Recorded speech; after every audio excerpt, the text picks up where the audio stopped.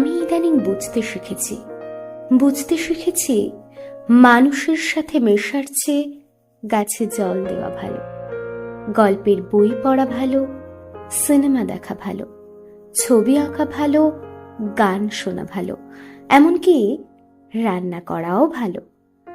নিজেকে নিজে গিফট দেওয়া ভালো, নিজের ভেতরে জমে থাকা কথাগুলো কাউকে বলার থেকে লিখে ফেলা ভালো, ছাদে বসে আকাশ দেখা ভালো, জমানো ছুটিতে নিজেকে নিয়ে পাহাড়ে যাওয়া ভালো।